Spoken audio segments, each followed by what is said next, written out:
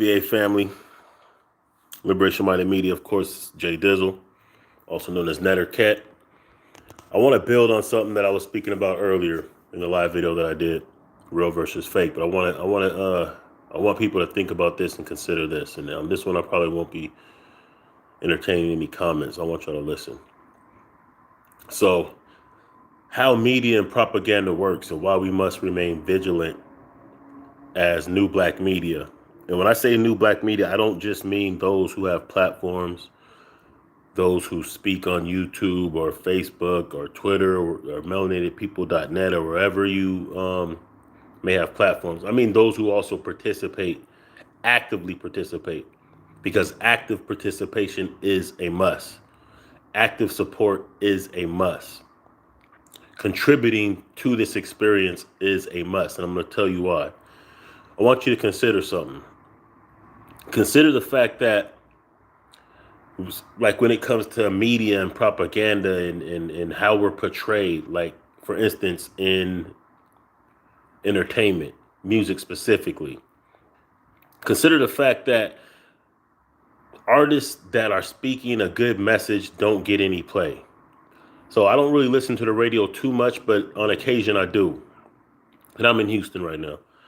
And I'm not saying I don't like any of the younger generation of music, trap music and all that. A lot of the beats are dope. Lyrics be dope. But what I'm saying is, like, if you're my age and you remember KRS-One and Public Enemy and even some of the newer positive music that's still good, that has a good message, you don't hear it on the radio. You don't see record companies pushing artists that have a message that could be uplifting and that can motivate our people. But you do hear all the ratchetness all day, pushed and backed by major corporations and major record labels. So they'll put the type of music, and these rappers always getting killed, and these rappers always speaking about killing and speaking about drugs, and, female artists that have to be half naked. Those get pushed every single day, all throughout mainstream, all through, their streams are off the hook. And this is not hating. I'm just showing you something. So the fact is, when there's a good message or something that's uplifting for our people, it gets pushed. It gets signal boosted. It's put out there for everyone to hear. I'm old school. I remember KRS-One. KRS-One still makes albums to this day and they're fire, but you don't hear him on the radio. You don't see the major streaming platforms, streaming by the millions. You don't see the type of backing that some of this music that's ratchet gets. So if it's like that in music industry, why wouldn't you think it's like that in any other form of media? It's the same thing. Those who are denigrating get signal boosted. Let's just keep it real. The young pharaohs, when he was useful to white supremacy, he got signal boosted heavy. Tommy Sotomayor, when he was just speaking bad about black women, he got signal boosted heavy. The algorithms found a way for his message to be out there. Only until he started speaking about police brutality, that's the only time they pulled the plug on him. So you'll notice an interesting contrast between those, even in the music, from the music industry to media to independent media. The signal boosting is there for those who have a negative message about our people. Now, don't get it twisted. There are some people who are able to break the algorithms, but that's just because of our vigilance. That's only because we support them with the algorithms, likes, shares, comments, echoing the message. These are the things that we have to do in order to make sure that our narrative is properly put out there. Because when it comes to negativity, like I said, in the music game, they're going to push certain things, but they're not going to push the positive messages. And the same thing happens. So that's why we have some people like Taharka Bey who can say all kinds of evil things about our people.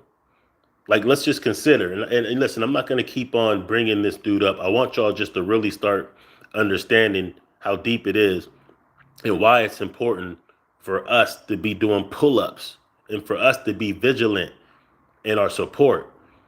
You can see the thumbnail that I use. The devil's always busy. What the fuck is Jesus doing? This is no cap or no shade for my religious people at all. But what I'm saying is that's the type of attitude we have to have.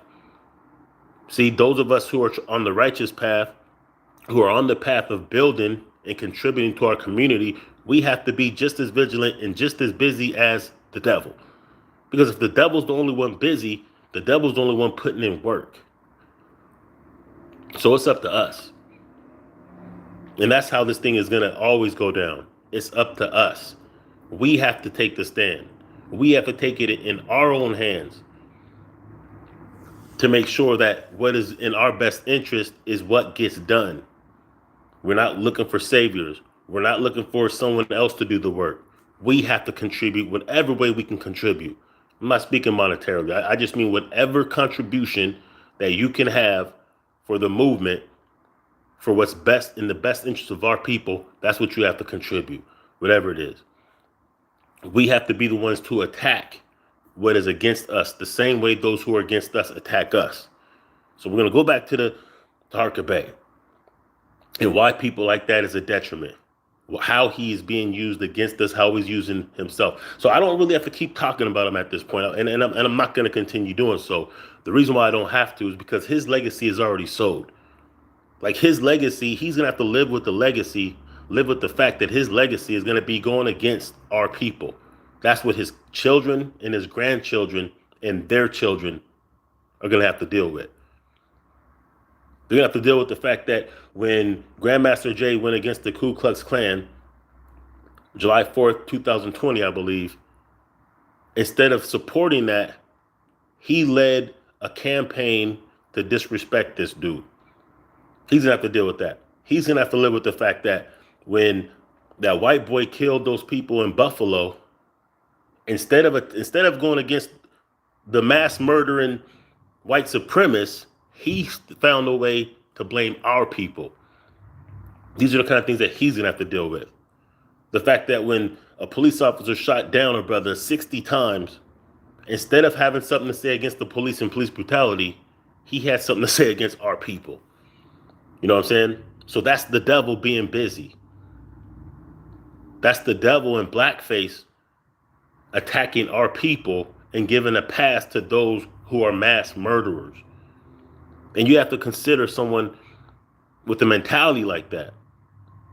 Never in our life did we ever think that we would live in a day where our people could stand up against racial injustice, and the first people in line to fight against those who are willing to stand up against racial injustice would look like us.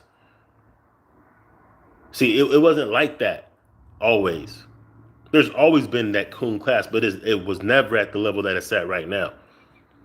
See, because right now people are incentivized in ways like never before, where they can just turn on the camera, get some type of support on the low to say things and do things that are against our best interests. So that's why we have to stay vigilant on this journey. We have to support the new black medias. We have to become the new black medias. See, they use our own against us, or they incentivize our own to go against us. And to some degree it works. But the only way that it's going to stop is if we stop it. We have to be the ones. We have to attack those who are against us in the same way they attack us, and we have to protect those who work on our best half. That's what I want to say. So stay vigilant. Don't let the devil be the only one being busy. We got to get busy. We have to be busy. We have to make sure that we signal boost those who are spitting the right message for our people, who are doing works for our people. We have to be the ones to control our own narrative and assert our own power. Because our enemies are only going to make, and this is why, as I end this, this is why I say when they attack one of us, they never just attack one of us. When they attacked Grandmaster Jay, it wasn't attack just on him as an individual, it was attack on us. That's how it works for anybody of influence whom is attacked by media, politicians, lawmakers, law enforcement. When they attack one of us who has an influence, they're attacking us all. That's why we have to be on code enough to understand not to get involved in some of these things.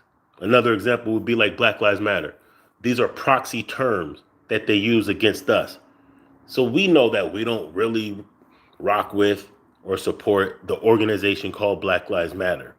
But understand that when certain people, certain media personalities or politicians say things against Black Lives Matter, they're not really talking about the organization. They're talking about the sentiment of those of us who have used Black Lives Matter as a way to get our message out. They're really just going against us. Those are code words and terms that they use, kind of like thugs. They use these type of terms to not sound racist when they're attacking us.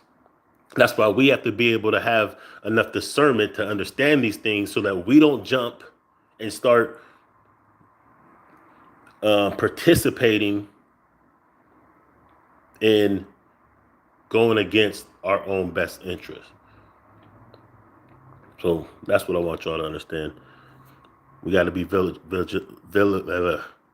we have to be vigilant in how we protect ourselves and how we work in our own best interest, because the devil stays busy. So we can't be stagnant. That's what I want to say. Peace.